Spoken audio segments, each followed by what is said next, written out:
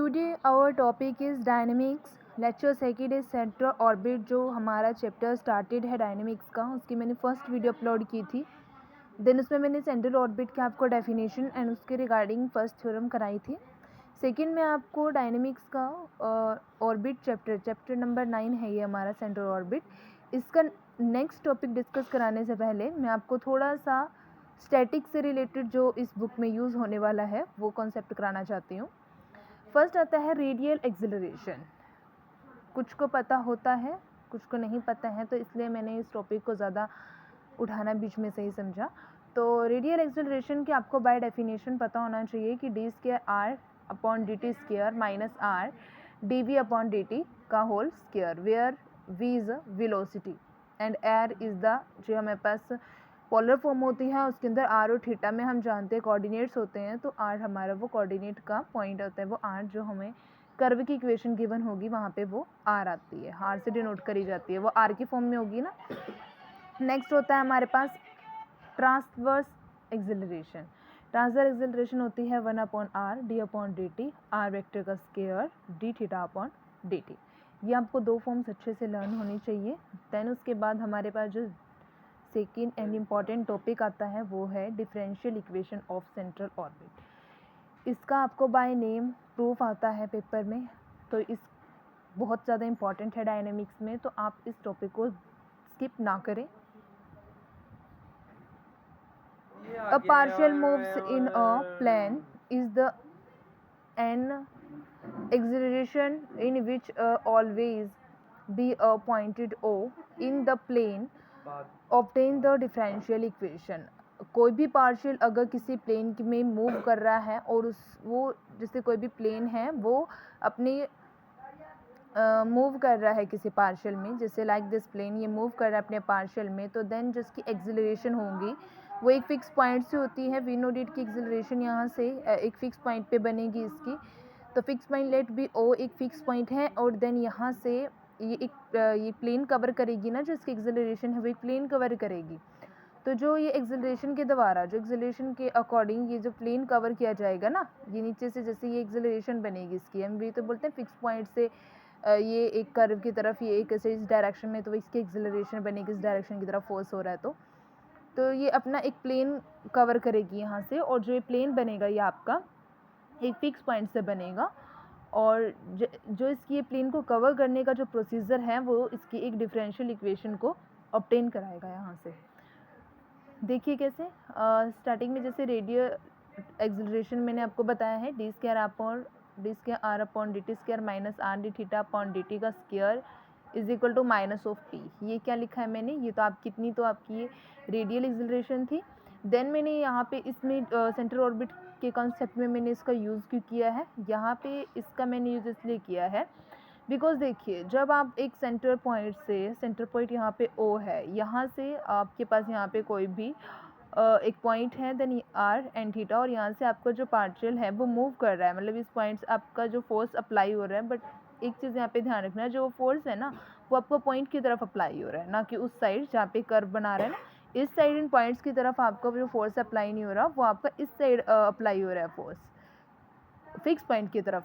इसलिए जो आपकी डायरेक्शन बनी है वो अपोजिट बनी है, तो माइनस पी लगाया आपने। और जब आपको किसी फिक्स पॉइंट से किसी एक फिक्स पॉइंट की तरफ ऐसे आपका फोर्स अप्लाई होता है तो आपकी एक्सिलरेशन बनती है, और जैसे जैसे ये इधर अप्लाई हो रहा है दूसरी साइड जाएगा, फिर आगे जाएगा, फिर आगे, जैसे जैसे इसका प्रोसेसर आगे जाएगा तो एक कर्व बनाएगा, दूसरा क्या बनाएगा, यहाँ से एक सेंट्रल ऑर्बिट बनाएगा और एक प्लेन भी करेगा। ठीक है, तो सबसे पहले तो ये एक एक्सिलरेशन बना रहा है, मैं फर्स्ट चीज़ यहाँ पे एक्सिलरेशन ही लेकर चलूँगी, यहाँ पे इसकी रेडियल एक्सिलरेशन बन रही है, और मेरे को कैसे पता चला अब इसकी डायरेक्शन इस साइड है, वो मेरे को पता चला है कि मुझे डिफरेंशियल इक्वेशन निकालनी है, क्योंकि मैं यहाँ पे देखना आप आगे में इसका जो एक्सिलरेशन है ना, इसका और जो आपकी डिफरेंशियल इक्वेशन बनेगी सेंट्रल ऑर्बिट की, इसका आपस में बहुत बड़ा कॉम्बिनेशन है, वो आप आगे समझेंगे। तो फिलहाल आप यही समझें कि जो डिफरेंशियल इक्वेशन है उसमें आपका एक फ़िक्स पॉइंट से एक पार्शियल की तरफ आपकी जो डायरेक्शन है वो नेगेटिव होगी और रेडियल एक्सिलरेशन के वो इक्वल होगी, क्योंकि आपका ये रेडियल एक्सिलरेशन ही बनता है, और फोर्स आपका जो है वो फिक्स पॉइंट की तरफ है, इसलिए वो माइनस ऑफ पी के इक्वल है। पी आपने यहाँ पे इस एक्सिलरेशन को कंसिडर करा हुआ है। उसके बाद ट्रांसवर्स एक्सिलरेशन होती है 1/r d/dt, r वेक्टर का square d theta upon dt। ये आपकी यहाँ पे जीरो बनेगी। वो कैसे बनेगी जीरो के इक्वल? बिकॉज देखो रेडियल ट्रांसवर्स एक्सिलरेशन क्या होती है हमारे पास? रेडियल ही होती है। ट्रांसवर्स जो होती है जो बाइसेक्ट कर रही है इसको कहीं से, बट आपकी वो कोई आपको फिक्स लाइन या कुछ दिया नहीं हुआ है, वो इक्वेशन कुछ भी वैल्यू नहीं दी हुई है, तो वो आपकी ज़ीरो आप यहाँ पे कंसिडर चलोगे जब आपको कोई वैल्यू नहीं गिवन है। आपको सिर्फ ये गिवन है कि डिफरेंशियल इक्वेशन आपने सेंट्रल ऑर्बिट की निकालनी है, ठीक है। तो सेंट्रल ऑर्बिट तो आप जानते हो ना कि फिक्स पॉइंट से किसी एक पॉइंट, यहाँ पे पॉइंट r थीटा, इसके ऊपर जो एक ऐसे फिक्स पॉइंट से उसके ऊपर फोर्स अप्लाई होगा, ये ऐसे कवर करेगा, ये सारा का सारा सेंट्रल ऑर्बिट ऑब्टेन होगा। तो मैंने ये आपका रेडियल एक्सेलरेशन भी बन रहा है ना, तो इसलिए आपने यहाँ पे वो इक्वेशन ली। ट्रांसवर्स एक्सेलरेशन आपने क्यों नहीं लिया? क्योंकि यहाँ पे आपको ट्रांसवर्स एक्सेलरेशन को कुछ भी गिवन नहीं है। आपको क्या गिवन था? सेंट्रल ऑर्बिट, और सेंट्रल ऑर्बिट आपका रेडियल एक्सेलरेशन बना रहा है यहाँ पे माइनस की कंडीशन में, तो आपने वो यहाँ पे लिख दिया। सेकंड आपकी ट्रांसवर्स नहीं गिवन है तो आपने उसको जीरो ले लिया। देन जब आपका 1/r है इधर उस साइड जाएगा तो वो जीरो बनेगा, तो रिक्वायर्ड आपके पास टर्म बचेगी d/dt r² d theta upon dt is equal to 0। Then d/dt इस साइड है, आप इसको ज़ीरो से इधर डिवाइड करेंगे तो जीरो बन जाएगा। तो r² d theta upon dt, आप इसको यहाँ पे टर्म को h से कर लोगे भी किसी कांस्टेंट के इक्वल है, क्योंकि जीरो अपॉन सम क्वांटिटी आपकी एक कांस्टेंट बन रही है, तो यहाँ से आपने इसको h कांस्टेंट से करा दिया। This equation number second, this equation number first जो आपने स्टार्टिंग में एक्सिलरेशन एज्यूम करी थी माइनस पी के इक्वल, सेकंड आपकी जो ट्रांसवर्स इक्वेशन थी वो, एंड थर्ड जब आपकी ट्रांसफर एक्सिलरेशन रिक्वायर्ड टर्म होकर थर्ड के इक्वल आई है वो। देन उसके बाद आपने क्या करना है, u को 1/r पुट करना है, ये आपकी इक्वेशन 4 है। ये मैं आगे बताती हूँ हमने कैसे किया।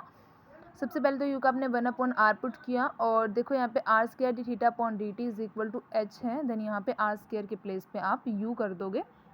तो d थीटा अपॉन dt आपकी जो थर्ड टर्म थी वो क्या आएगी, d थीटा अपॉन dt। यहाँ पे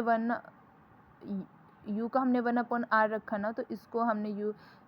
हम u रख देंगे, क्योंकि u अगर आपका 1/r है तो r आपका u है ना यहाँ से, तो यहाँ के r के प्लेस पे u रखेंगे तो u² बनेगा। तो d theta upon dt h upon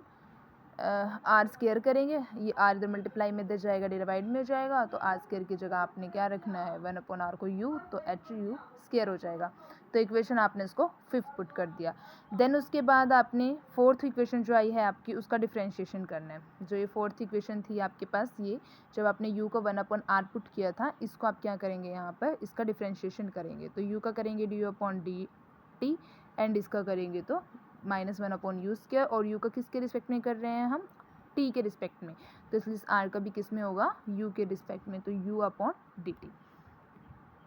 देखो r का तो आपने u में कर दिया, -1/u² आ गया, लेकिन जो u वाली टर्म बनी है उसका अगेन आप t में करोगे ना, तो du/dt आएगा। उसके बाद जो नेक्स्ट आता है आपके पास d² r/dt² minus r d theta upon dt² minus p, ये आपके पास इक्वेशन फर्स्ट थी जो आपने एज्यूम करी थी कि ये आपकी रेडियल ट्रांसवर्स थी, जो आपने माइनस पी के इक्वल यहाँ पे एज्यूम करी थी, वो आपकी इक्वेशन फर्स्ट है। तो आपने इसमें जो r is equal to 1/u आया था, आपने उसका डिफ्रेंशिएशन किया है, तो उसका डिफ्रेंशिएशन करने के बाद आपके पास ये वाली टर्म आई थी -1/u² du/dt, तो आपने ये वैल्यू इस वाली इक्वेशन के अंदर पुट कर दी। तो यहाँ पे d² r/dt² था, minus r d theta upon dt का होल स्क्वायर था, और माइनस p था। तो देखो जैसे आपने इसका डिफ्रेंशिएशन किया था आपके पास ये इतनी टर्म आई थी, तो आपने वो वैल्यू इस फर्स्ट इक्वेशन के अंदर वो वैल्यूज़ पुट कर देनी है। जब आपका r is equal to 1/u का डिफ्रेंशिएशन करके जो वैल्यू आई थी ना, वो आपने इस फर्स्ट इक्वेशन के अंदर पुट कर दी। रिक्वायर्ड टर्म आपकी ये बनेगी। देन आप यहाँ से फिर आप देखेंगे कि यूज़ कैसे, अब हमने d थीटा अपॉन dt की हमने पीछे वैल्यू निकाली थी, हम वो वैल्यू यहाँ पे सब्स्टिट्यूट कर देंगे h u², तो जो कटता है उसे कट कर देंगे, तो रिक्वायर्ड बचेगा -h upon du upon d theta. ये आपकी इक्वेशन नंबर 6 आपने यहाँ पे कंसिडर कर लेनी है।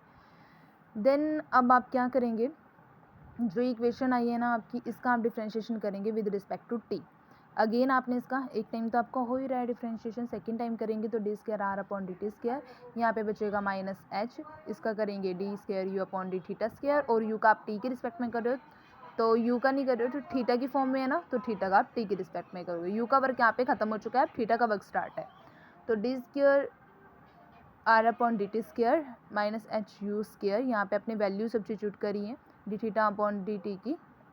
ये एच अपॉन यू थी वैल्यूज़ की, आपने यहाँ पे करी तो एच का एच अपॉन यू स्क्वायर थी, तो आपने एच स्क्वायर, यहाँ पे एक एच ऑलरेडी था तो आपका एच स्क्वायर यू स्क्वायर बन गया, इसकी वैल्यू पुट करी आपने, ठीक है। यहाँ पे मैं लिख देती हूँ D theta upon d T जो है वो एच अपॉन यू है, तो आप एच अपॉन यू स्क्वायर है, तो आपने वाली यहाँ पे पुट करी, तो एच स्क्वायर और u square d square u upon d theta ये ऐसे चीज़ बच गया। तो अब आपके पास d square r upon d t square बनी, तो वो आपने फर्स्ट इक्वेशन में वैल्यू पुट कर देनी है, तो क्या बनेगी required term minus h square u square d square r upon d theta square is equal to minus one upon u h square u square, जो कि की वैल्यू क्या बनेगी माइनस पी के इक्वल आपको गिवन है फर्स्ट टर्म में कि माइनस पी के इक्वल है, तो आपने माइनस पी ले लिया। अब आप क्या करेंगे, पूरी टर्म को एच स्क्वायर यू स्क्वायर से डिवाइड कर देंगे बोथ साइड। जैसे आपने डिवाइड किया इसको करेंगे तो यहाँ पे बचेगा D square u upon d theta square minus में